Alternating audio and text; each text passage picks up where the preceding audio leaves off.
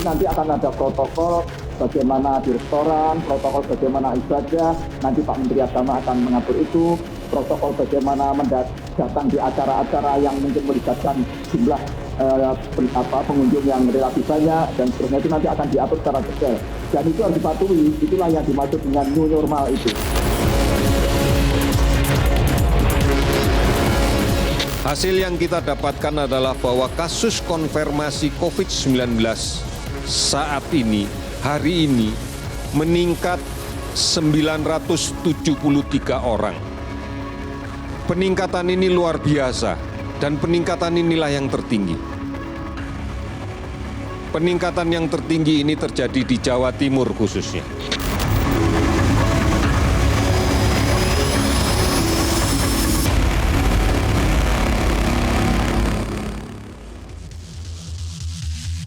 Pemirsa, selamat malam. Anda menyaksikan Prime Talk Tajam Mendalam bersama saya Rory Asyari. Pemirsa, hari ini merupakan rekor pertambahan kasus positif COVID-19 tertinggi dalam awal kita mencatat ada kasus COVID-19 di Indonesia, yakni dengan 973 kasus.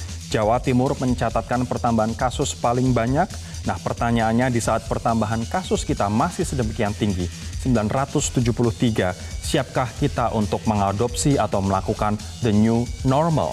Kita akan lihat terlebih dahulu update sampai dengan sore hari ini yang disampaikan oleh juru bicara penanganan COVID-19 dari pemerintah, pemirsa Ahmad Yuryanto, bahwa jumlah kasus positif sampai dengan saat ini mencapai 20.162. Ini artinya naik 973 kasus begitu, sementara jumlah orang yang sembuh mencapai 4.838 atau naik 263. Sementara orang yang meninggal pun juga mengalami kenaikan menjadi 1.278. Anda bisa saksikan 21 Mei jika dibandingkan dengan hari sebelumnya, ini juga merupakan rekor tertinggi, namun sekarang sudah melonjak lebih jauh lagi menjadi 973 kasus dengan jumlah akumulasi kasus 20.162. Ini bisa berarti dua hal. Yang pertama adalah artinya tingkat reproduksi ataupun tingkat penularan dari virus ini masih begitu tinggi. Artinya yang kedua adalah, itu arti yang pertama, arti yang kedua adalah jumlah kapasitas tes PCR kita semakin tinggi. Yang artinya semakin banyak orang yang teridentifikasi apakah positif atau tidak. Yang artinya itu sebenarnya adalah tanda-tanda positif begitu, dikarenakan tes PCR semakin tinggi, semakin baik untuk kita mengidentifikasi situasi sebenarnya di lapangan seperti apa. Nah, seperti yang disampaikan tadi oleh Ahmad Yuryanto, yang mengkhawatirkan adalah kasus di Jawa Timur, di mana pertambahan kasus di Jatim dalam satu hari ini mencapai 502 kasus. Padahal provinsi lain kurang dari 100, contohnya adalah Jakarta bertambah 65 kasus, Jabar 86, dan Sumsel 28 kasus. Saya ingin Anda melihat grafik ini. Ini adalah grafik rata-rata pertambahan kasus harian. Sekali lagi, rata-rata pertambahan kasus harian di Jawa Timur. Kami membaginya per 7 hari. 24 sampai 30 April, kemudian 1 sampai 7 Mei, 8 sampai 14 Mei, kemudian 15 hingga 21 Mei. Kita perhatikan bersama di tanggal 24 sampai dengan 30 April, perharinya di Jawa Timur rata-rata hanya 42 kasus pada waktu itu. Kemudian angka ini terus naik hingga 8 hingga 14 Mei kemarin, rata-rata harian infeksi hariannya atau jumlah pasien positif COVID-19 per harinya adalah 85 dalam periode ini. Nah, Anda perhatikan di minggu terakhir kita saat ini, 15 hingga 21 Mei, rata-rata perhariannya di Jawa Timur mencapai 150 pasien.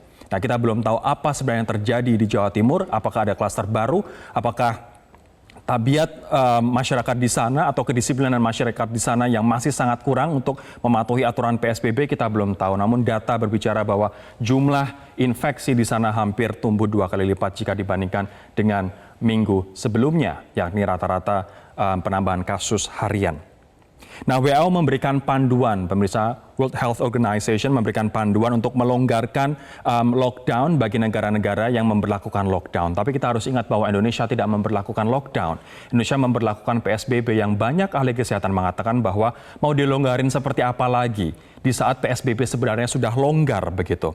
Nah, namun terkait dengan apa yang disampaikan WHO, ada 6 syarat setidaknya yang disampaikan WHO sebagai guidance bagi negara-negara yang ingin melonggarkan lockdown mereka. Yang pertama adalah sudah ada bukti bahwa penularan COVID-19 dapat dikendalikan. Kemudian yang kedua, sistem kesehatan siap mengidentifikasi, mengetes, tracing kontak, dan juga mengkarantina mereka yang positif atau yang dicurigai positif. Nah, resiko ledakan kasus dapat diminimalisasi di area-area padat penduduk atau daerah rentan seperti panti jompo dan fasilitas kesehatan jiwa. Ada juga syarat bahwa protokol kesehatan di lingkungan kerja ini bisa dilaksanakan dengan ketat begitu. Kemudian yang kelima adalah mencegah adanya imported case, dan yang terakhir melibatkan partisipasi aktif masyarakat. Artinya masyarakat apabila cuek saja, apabila abai, ini juga merupakan salah satu faktor yang tidak akan terpenuhi dari 6 poin guidance dari WHO ini. Nah, tingkat penularan COVID-19 di Indonesia hingga saat ini masih cukup tinggi. Pemerintah menargetkan adanya tingkat reproduksi virus atau R0 atau R-value di bawah 1. Artinya kemungkinan satu orang menularkan 0 hingga 1 orang, begitu tingkat penularannya rendah. Namun apabila kita melihat saat ini, R-value di dunia adalah 1,9 hingga 5,7. Artinya satu orang di dunia ini masih punya chance untuk menularkan antara 1 hingga 6 orang. Ini adalah rata-rata di dunia. Beda negara tentu saja R-value-nya berbeda. Sementara di Indonesia masih 2,5. Artinya satu orang di Indonesia masih bisa menularkan 2 hingga 3 orang lain. Apalagi fenomena mudik yang saat ini masih saja terjadi di saat mudik dilarang begitu. Nanti akan sangat menarik namun juga miris untuk kita saksikan bersama-sama setelah Lebaran nanti akan seperti apa R-value kita dan juga berapa jumlah tambahan kasus dan juga jumlah orang meninggal akibat COVID-19. Sementara R-value DKI Jakarta saat ini lebih rendah daripada rata-rata nasional, yakni 1,11. Kemarin Gubernur Anies mengatakan bahwa DKI Jakarta ingin menurunkan R-value ini di bawah 1 sehingga potensi penularan semakin kecil di Jakarta dan kemudian pelonggaran PSBB semakin mungkin dilakukan. Nah, pemerintah di satu sisi juga dikritik terkait rencana pelonggaran PSBB karena tingkat pertambahan kasus kita masih tinggi, R-value kita masih 2,5 begitu. Bahkan ahli kesehatan juga bertanya PSBB ini sudah longgar, mau dilonggarkan seperti apa. Namun toh pembahasan terkait dengan the new normal masih saja berjalan dan salah satunya adalah sistem scoring bagi daerah yang diizinkan untuk melonggarkan PSBB. Ada 5 level di sini. Yang pertama adalah masih kritis, yakni belum siap untuk melonggarkan, kemudian parah, ini juga belum siap, kemudian level 3 adalah substansial, mulai siap sebagian dari wilayah tersebut, kemudian 4 moderat, yakni lebih siap, dan 5 adalah dengan tingkat reproduksi dari virus novel corona ini yang rendah, atau artinya semua bagian dari daerah tersebut siap. Nah, apabila R-value lebih besar dari 1, maka reproduction rate dinyatakan masih tinggi di sini dan kemungkinan untuk pelonggaran PSBB tidak akan disetujui oleh pemerintah.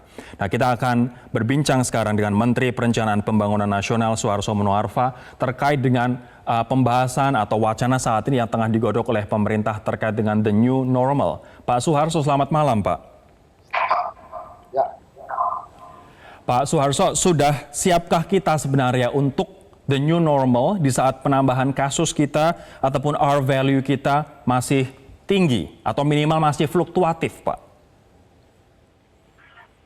Ya, itu pertanyaan itu jawabannya menjadi relatif. Pertanyaannya menjadi relatif, tidak semua daerah bisa dinyatakan memenuhi standar WHO, dan sehingga mereka bisa dilonggarkan atau dikurangi pembatasannya. Saya ingin jelaskan dulu mengenai protokol yang dianjurkan oleh WHO bagi negara-negara yang akan melakukan pelonggaran atau pengurangan pembatasan sosial, termasuk misalnya negara-negara yang akan memutuskan untuk memberhentikan lockdown dan seterusnya. Kan banyak pilihan seperti itu. Nah, menurut WHO itu satu hal yang harus benar-benar diikuti. Yang pertama tentang epidemiologinya itu. Epidemiologinya itu yang penting adalah pertama yang diukur apa yang disebut dengan Arnold atau RT. Arnold itu R0 atau R0, ya gampang lah kita sebutnya R0 begitu. Saya jelaskan R0 itu adalah daya tular sebuah penyakit yang diderita oleh seseorang Pak Menteri, terhadap mohon orang maaf, lain. ini tadi barusan kita bahas Pak Menteri soal R0 atau R value ini, bahwa kita saat ini masih 2,5, targetnya masih pengennya di bawah 1, rata-rata dunia saat ini masih 1,7 sampai dengan 5,6, sebenarnya sudah dibahas Pak. Tapi yang menjadi pertanyaan adalah, dengan kita R0 atau R value kita masih 2,5 dan saat ini dibahas terkait dengan the new normal, memang sudah siap kita Pak untuk the new normal? Saya yang bilang Arnold kita, ini saya mesti luruskan dulu. Jadi begini, yang harus dihitung adalah R0 pada waktu T. Ya, sekali lagi R0 pada waktu T, yang disebut dengan RT. Ya, jadi effective reproduction number. Effective reproduction number itu yang kita kejar. Jadi kalau R0 itu hanya sebuah patokan. Jadi setiap penyakit itu berbeda-beda. Misalnya kayak COVID-19. Itu di setiap negara berbeda. Maka kemudian WHO mengatakan sekitar 1,9 sampai 5,7 di seluruh negara-negara di dunia. Jadi ada yang 1,9, ada yang 2,5, ada yang 3, ada yang 4. Indonesia sekarang itu antara 2,5 dan 2,6. Nah pertanyaannya sekarang kita ingin 2,5, 2,6 itu diturunkan menjadi 1 dan di bawah 1. Jadi apa artinya di bawah 1? Kalau di bawah 1 itu artinya daya tularnya itu sudah turun kurang dari 1 orang atau di tempat dia di dirinya sendiri. Itu yang penting, itu yang harus diingat dulu. Jadi beda sekali, bukan artinya kita punya Arnold. Ya, Arnold itu bukan itu 2,5 itu. Yang kita minta itu adalah sekali lagi saya potong lagi Pak. Nah masalahnya tadi Anda menjawab adalah relatif, masing-masing daerah berbeda. DKI Jakarta saat ini 1,11, daerah lain juga belum menunjukkan seperti ini. Bahkan Jawa Timur justru malah penambahan kasus ini rekor 507 dalam 1 hari ini Pak. Artinya kapan the new normal akan diberlakukan di Indonesia? Sudahkah kita siap? Mas, jawabannya pertanyaannya juga nggak bisa begitu. The new normal, setiap negara berbeda. Setiap daerah di negara itu pun berbeda gitu. Jakarta akan berbeda, Surabaya akan berbeda. Karena misalnya kita lihat Jawa Barat. Jawa Barat itu ada kecenderungan artinya itu menurun 1, mendekati 1. Makanya saya menjelaskan. Penting sekali ini, jangan salah reading pertanyaan soal arti ini. Ini penting ini. Jadi effective reproduction number itu harus dipahami dulu. Jadi dia harus di bawah 1, kalau bisa mendekati 0 gitu kan. Nah, maka karena itu dilakukan PSBB, dilakukan orang harus melakukan masker, isolasi diri dan sebagainya. Tapi itu hanya salah satu, gitu. Ada 2 lagi yang diminta oleh WHO yang harus dipenuhi. Pertama, health systemnya, sistem kesehatannya, gitu. Ketersediaan pelayanan kesehatan apabila terjadi kasus-kasus baru. Itu kami mencoba menghitung sendiri untuk Indonesia berdasarkan hitungannya Bappenas, itu paling tidak 60% dari IGD yang tersedia itu didedikasikan untuk COVID, termasuk tempat tidur yang ada di rumah sakit. Nah, 60% itu harusnya jumlahnya lebih kecil nanti dari jumlah pasien-pasien baru. Jadi begitu, kalau ada penambahan pasien berapa, itu dia secara kumulatif masih di bawah angka itu. Itu penting. Yang ketiga surveillance-nya. Surveillance-nya itu adalah tes, tracing, ya kan? Itu penting tesnya itu. Indonesia hari ini baru sekitar 700-an per 1 juta, kurang. WHO itu meminta 1.000 ya, setiap 1.000 penduduk itu satu dites dalam 1 minggu. Jadi kalau misalnya kayak Jakarta, dalam 11 minggu ini dia harus 110.000. Nah, Jakarta 110.000. Jakarta sekarang sudah mencapai 120.000. Jadi dia memenuhi syarat menurut WHO. Daerah lain di Indonesia belum. Jawa Timur, Jawa Barat untuk mengikuti surveillance itu belum ada yang memenuhi syarat ini. Ya, kalau kita mau stick dengan ini. Kalau kita tidak stick dengan ketentuan WHO, nanti negara lain akan ragu terhadap Indonesia mengatasi COVID itu. Pak Menteri. Nah, jadi itu mutlak. Ya. Artinya ini relatif ini untuk DKI Jakarta sudah lebih siap untuk kita pelonggaran PSBB jika dibandingin daerah lain. Anda itu, makanya jangan dipotong. RT lebih kecil dari 1 itu harus 2 minggu, Mas. Harus 2 minggu, 14 hari minimal. Dan itu bisa di-maintain benar-benar dan stabil gitu. Ya kan? Nah, kalau bisa dia menunjukkan angka yang lebih turun lagi, jauh dari 1 mendekati 0. Jadi dia harus begitu, melandai begitu. Dan pada waktu dilakukan ini, itu harus dilakukan PSBB yang ketat justru. Supaya dia tidak kembali gitu pada angka yang 1 tadi pada dia angka batasnya itu. Jadi sekali lagi kenapa 1 itu adalah supaya daya tularnya itu berkurang. Tapi ingat, itu virusnya bukan berarti hilang. Virusnya ada, tetap ada virusnya. Kita cuma menjauhi, kontaknya dikurangi, kerumunan dikurangi. Itulah pengertian ini yang harus dipahami oleh masyarakat, oleh publik gitu.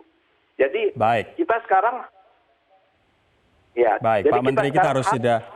Mohon maaf Pak, kita harus jeda terlebih dahulu. Nanti saya akan tanyakan ke Anda Pak pertanyaan yang saya tanyakan di awal. Siapkah kita kemudian untuk pelonggaran PSBB dari kriteria-kriteria yang tadi Anda jelaskan berdasarkan kriteria WHO yang tadi juga sudah kita bahas bersama-sama dalam sesi penjelasan tadi di awal program. Kami akan kembali sesaat lagi.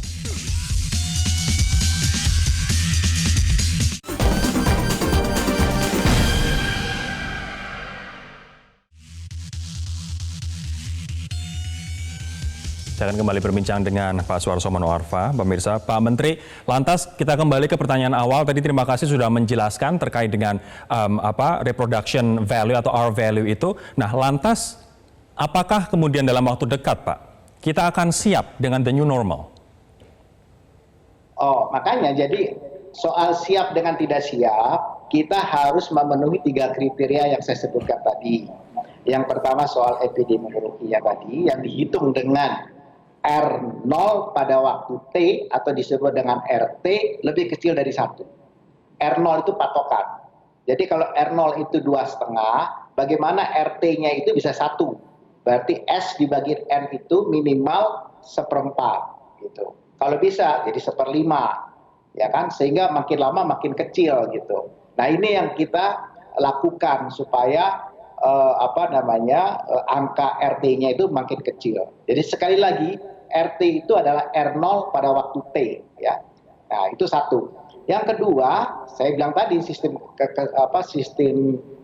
pelayanan kesehatan. Nah, sistem pelayanan kesehatan, kenapa saya menggunakan Jakarta sebagai benchmark? Karena tersedia IGD, tersedia jumlah tempat tidur yang memadai gitu di Jakarta. Jakarta yang saya maksud ini adalah rumah sakit yang di bawah pemerintah DKI ya, bukan RSPAD, bukan Cipto, bukan itu kan itu rumah sakit vertikal milik pusat. Jadi ini bukan. Kemudian yang ketiga, mereka punya tes cepat. Sekarang 1 hari mereka bisa 3.300-an.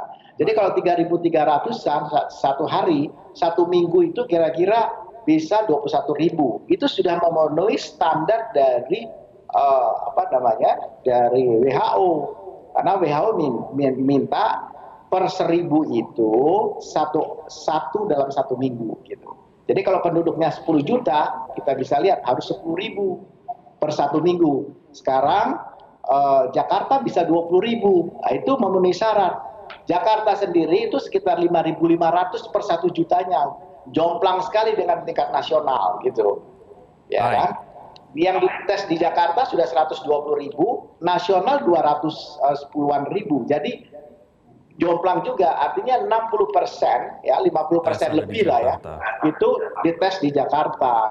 Gitu loh. Pak Menteri, negara-negara lain seperti negara-negara di Eropa, Inggris, Prancis, Italia, kemudian Australia, bahkan Hong Kong, mereka sudah mulai melonggarkan lockdown mereka, namun dengan parameter yang sangat jelas bahwa di sana testing capacity mereka sangat tinggi sehingga mereka bisa draw conclusion, mereka bisa menyimpulkan apa yang sebenarnya terjadi di lapangan, apakah kurvanya sudah turun atau tidak. Sementara kapasitas testing kita belum mencapai, tadi Anda menyampaikan di awal, belum mencapai hal yang diharapkan, yakni 10.000 per tes. Dalam 1 juta orang, kita baru ngetes 700-an orang, Pak. Ini sangat tertinggal dengan Malaysia, dengan Singapura, dengan Hong Kong, Filipina, Vietnam, dan lain sebagainya. Nah, dengan jumlah testing capacity kita yang masih rendah, 1 juta orang baru yang dites 700, bisakah kita tahu gambaran sebenarnya di lapangan untuk kemudian data ini digunakan untuk the new normal? Oh iya, itu kan akibatnya nanti kita akan menggunakan Jakarta sebagai benchmarking. Ya, kita punya data-data, ada daerah yang sudah mulai mendekati 1 RT-nya ya, RT R0 pada waktu T-nya itu sudah mendekati 1, tetapi ya dia masih punya apa yang disebut dengan interval yang agak jauh gitu. Ada batas minimum dan maksimumnya itu terlalu gede, terlalu lebar sekali. Nah, Jakarta itu sudah sempit gitu.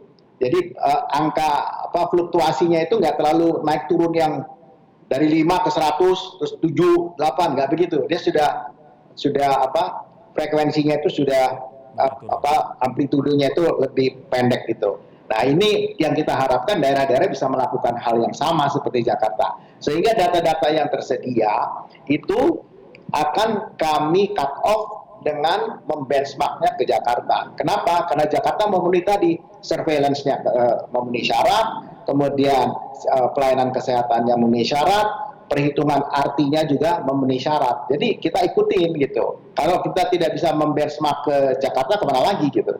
Nah, jadi daerah-daerah kita usulkan gitu. Boleh mereka melakukan, dan paling bagus sekali kalau setiap daerah itu didampingi oleh ahli-ahli epidemiologi, dan mereka yang akan bisa menghitung dengan cermat dan bisa dipercaya gitu. Jadi sekali lagi kita ingin menghimbau pada masyarakat. Silakan Pak. Menghimbau pada masyarakat bahwa mari kita sama-sama bekerja sama ya menurunkan angka arti ini ya, R0 pada waktu T itu semakin turun gitu. Setiap orang harus memberikan kontribusinya. Setiap orang itu ada share-nya gitu. Share-nya apa? Misalnya kalau dia ada merasa sesuatu yang memang tidak ini, ya periksa. Kalau tidak, kemudian dia melakukan isolasi sendiri. Terus menjauhi kerumunan, atau kerumunan jangan sampai terbentuk. Itu kita harapkan seperti itu. Pakai masker, cuci tangan, sanitizer, itu standar sekali menjadi kehidupan COVID yang baik. Akan Saya datang. ingin memberikan konteks pada pemirsa terlebih dahulu, Pak Menteri. Artinya R0 dalam TR0 ini adalah jumlah atau kemungkinan reproduksi penyakit ini, di mana satu orang kemungkinan masih menularkan ke beberapa orang. Kalau misalnya R0 dalam satu waktu kita misalnya 1,1 untuk DKI Jakarta, artinya satu orang masih kemungkinan untuk menularkan 1 hingga 2 orang. Nah, saya ingin minta penegasan nih Pak Menteri. Pertanyaan terakhir. Artinya kita akan melonggarkan PSBB ketika R0 kita dalam suatu waktu itu, di suatu daerah itu sudah kurang dari 1, Pak. Sebelum kurang dari 1, kita tidak akan melonggarkan PSBB. Iya, itu standarnya. Baik. Itu syarat mutlak, itu kondisio sine qua non. Itu persyaratan yang diminta oleh WHO. Baik. Yang kedua adalah surveillance tadi, testing. Artinya kalau Jakarta masih di atas 1, Pak Menteri, boleh belum masuk kantor, boleh belum masuk sekolah, boleh belum masuk kerja, seperti itu? Oh iya, ya. Dan gini, Jakarta itu sudah tanggal 20-an itu dia sudah mendekati 1, sudah 0,9082 ya. 0,9088. Nah, dia sudah dekat di situ. Tetapi kita minta syaratnya ini harus 14 hari dia bisa maintain ini benar-benar 0,9. Jadi credibility intervalnya itu kita lihat selama 14 hari tidak bergerak gitu. Bagus sekali. Nah, PSBB-nya mesti ketat gitu. Baik. Justru Artinya harus diketatkan. Gitu. Kalau kita ingin PSBB dilonggarkan, setiap elemen masyarakat, setiap anggota masyarakat pun harus berpartisipasi aktif dengan mengikuti dan juga mematuhi protokol kesehatan. Pak Menteri, Menteri Perencanaan Pembangunan Nasional Suharso Mono Arfa, terima kasih Pak atas waktunya di Prime Talk malam hari ini. Kita masih akan membahas terkait dengan siapkah kita untuk the new normal, pemirsa, dengan ahli kesehatan masyarakat Hermawan Saputra dan juga Dr. Erlina Burhan, juru bicara Rumah Sakit Persahabatan Jakarta. Sesaat lagi.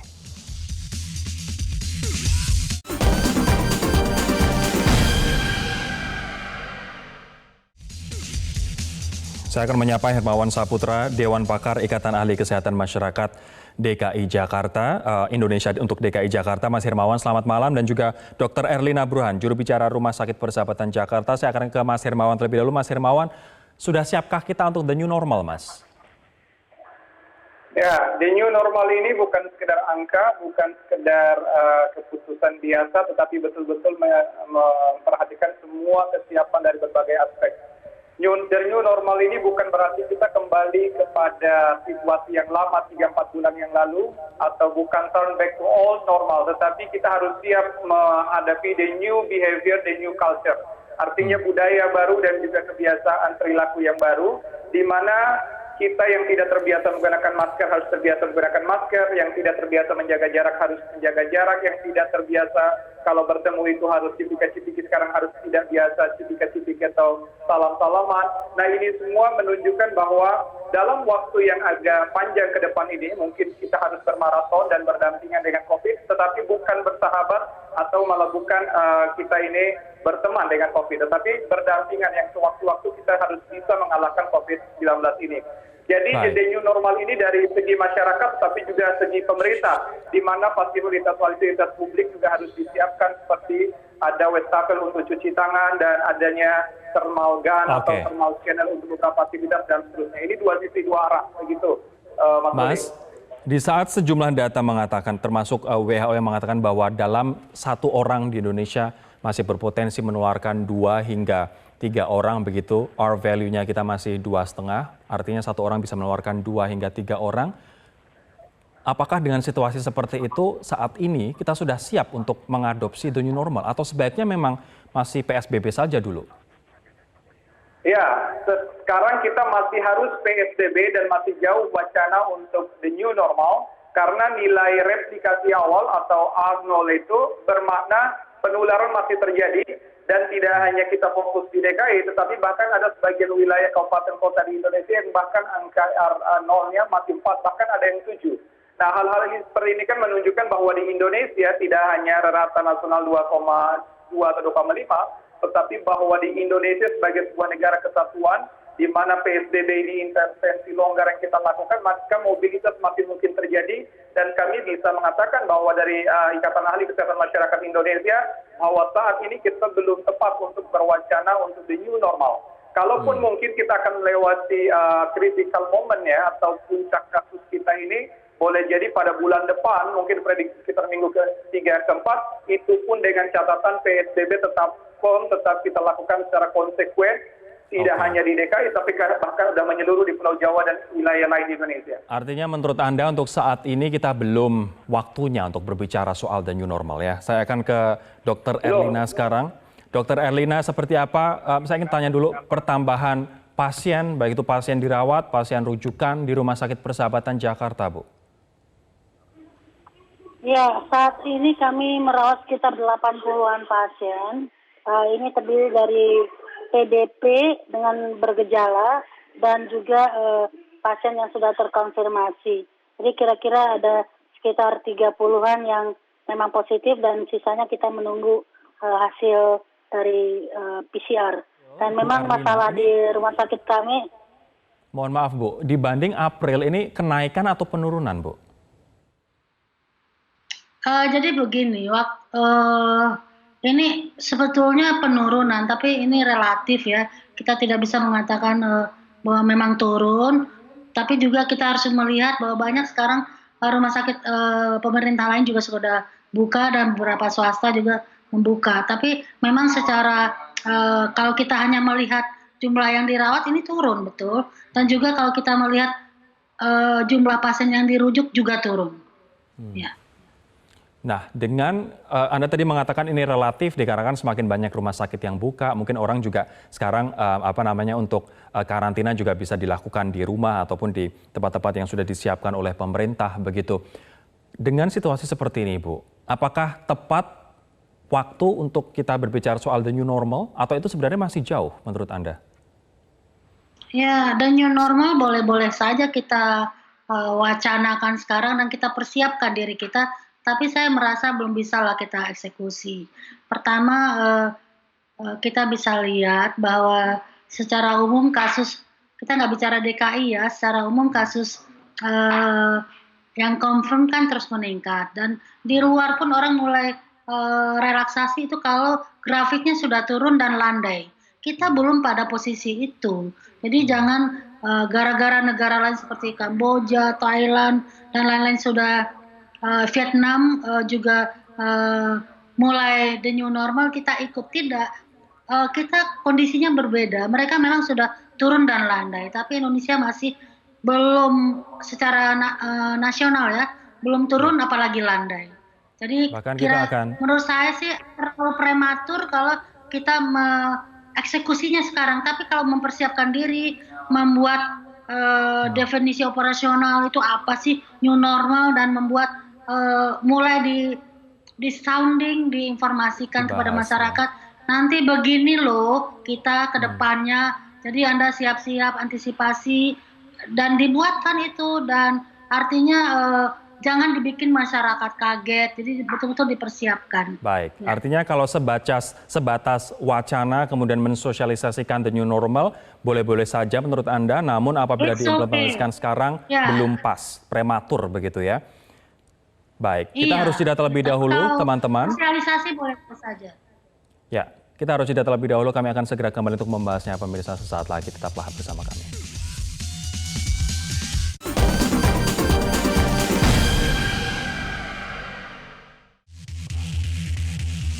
Kita akan lihat terlebih dahulu sejumlah gambar pemirsa di mana kita temukan ini di pasar termasuk Tanah Abang, kemudian pasar di Bogor, di Jawa Timur, di Malang begitu, dan juga tempat-tempat lain.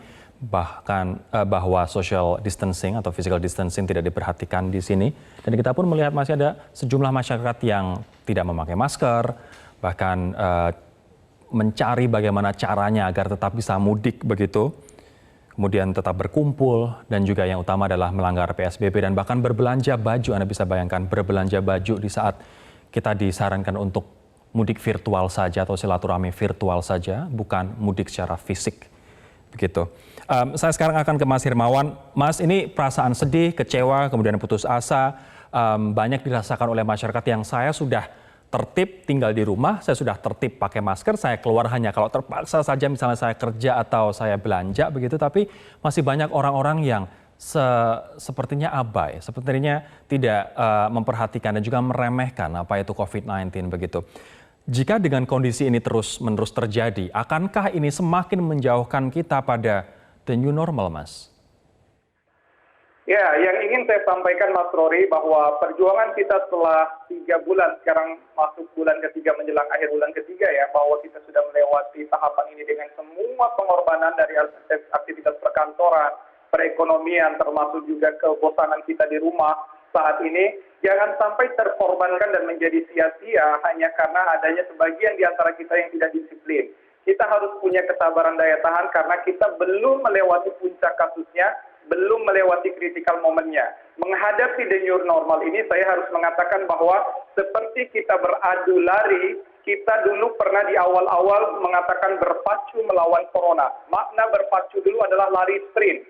Adu sprint saat ini kita kalah sudah melewati COVID-19. Kita tidak lagi bersejajar, bahkan kita sudah jauh tertinggal, maka sprint tidak lagi menjadi metode kita. Yang bisa kita lakukan sekarang beradu maraton dengan COVID-19. Karena ini maraton, ukuran kecepatan awal bukan lagi menjadi ukuran, tetapi daya tahan kita dari aspek kesabaran, dari aspek daya tahan tubuh itu sendiri, dan bahkan kemampuan ekonomi kita menghadapi ini menjadi ujian. Dan ini bukan saja perilaku masyarakat yang dibutuhkan, juga tapi tanggung jawab pemerintah, termasuk mempersiapkan infrastruktur, dan yang paling penting adalah adanya konsistensi dari kebijakan dan keputusan yang diambil, tidak juga gegabah menetapkan status atau mewacanakan relaksasi, apalagi sampai mengatakan the new normal besok atau lusa juga harus dilakukan. Ini sama sekali belum saatnya. Kami dari praktisi kesehatan dan pakar-pakar epidemiologi mengatakan bahwa kita akan menghadapi the new normal bila replikasi kasus kita kurang dari 1, menunjukkan tidak ada lagi penularan dan signifikan, dan itu harus masif seluruh Indonesia. Tidak bisa dilakukan parsial. Untuk itu, Mas Rory, the new normal harus dimaknai sebagai sebuah upaya kita bermaraton, bernafas panjang, berdampingan dengan corona, tetapi sekaligus kita menghadapi perilaku baru, budaya baru, dan pemerintah juga harus turut andil menjaga konsistensi dan tanggung jawab ini, di samping masyarakat harus mawas diri penuh kesadaran. Di saat kita pemerintah membahas the new normal, kita lihat sekali lagi jumlah kasus yang ada di Indonesia setiap harinya bertambah secara signifikan. Hari ini saja ada 973 pertambahan kasus. Ini merupakan rekor tertinggi sejak pemerintah mengumumkan adanya kasus COVID-19 di Indonesia. Anda bisa bayangkan dalam satu hari 973. Dan yang paling parah untuk penambahan kasusnya hari ini adalah Jawa Timur. Ada 502 kasus begitu di Jawa Timur, sehingga rata-rata penambahan kasus harian di Jawa Timur dari periode 15 hingga 21 Mei adalah 150 kasus per hari. Naik tajam, naik signifikan jika dibandingkan dengan periode sebelumnya, yakni 8 hingga 14 Mei kemarin, yang rata-rata pertambahan kasusnya 85 orang per hari. Nanti ke Bu Erlina saya akan bertanya, apakah Anda merasa nervous, merasa khawatir Bu sebagai tenaga medis yang Anda pun sebagai benteng terakhir untuk kita melawan COVID-19 ini, melihat masyarakat yang terus saja berkerumun bahkan belanja baju menjelang Lebaran nanti Bu. Kami akan kembali membahasnya pemirsa sesaat lagi.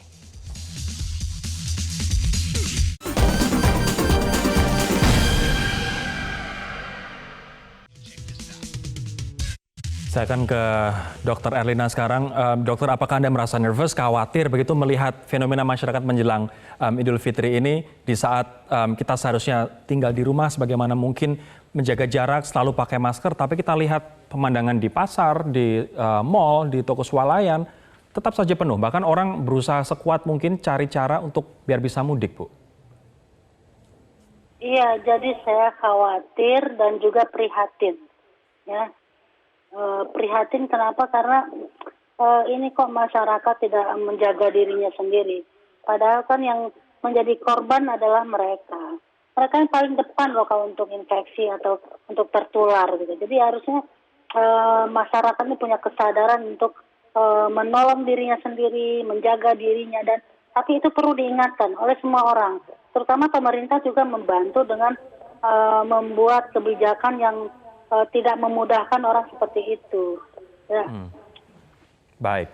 Terakhir saya akan ke Mas Hermawan. Mas Hermawan, agar kita semakin dekat dengan the new normal, Mas. Seperti kita ingin, misalnya seperti misalnya Inggris sudah mulai melonggarkan lockdown mereka sedikit demi sedikit. Kemudian New York sudah mulai sedikit demi sedikit. Kita juga ingin seperti itu begitu. Apa syarat agar kita bisa melonggarkan PSBB kita? Ya, dua sisi tadi. Kita harus sedikit lebih kompak lagi dan lebih disiplin, terutama dari pemerintah juga, agar tidak ada lagi inkonsistensi dalam wacana kebijakan, sehingga yang katanya wacana relaksasi itu menjadikan masyarakat kita permisif sekarang. Sebenarnya kehadiran masyarakat di jalanan kembali, keramaian di pasar dan lain-lain ini dua sisi, karena suasana menjelang Idul Fitri, tapi sekaligus karena adanya inkonsistensi, wacana pelonggaran dan lain-lain, sehingga secara psikologis ini menyebabkan permisifisme.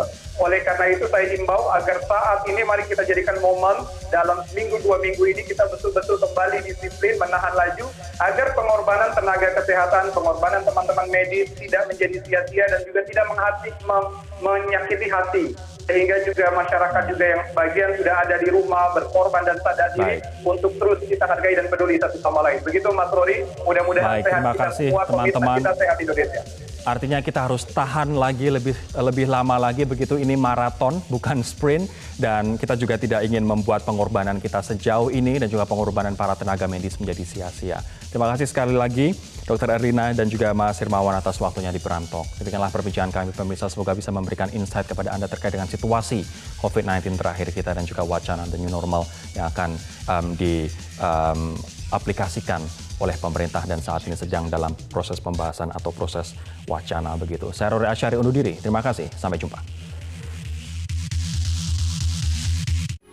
Metro TV, knowledge to elevate.